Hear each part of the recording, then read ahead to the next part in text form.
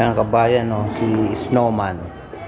Oh, Snowman, Snowman. Ayan, gawa sa ano lang to, baso.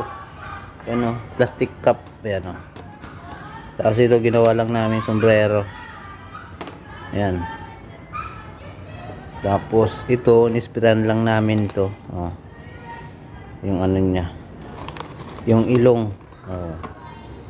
Ilong. Oh. Yung ilong niya. Oh, ayos ba? Plastic cup lang yan. At saka ito yung baso na papel. Oh.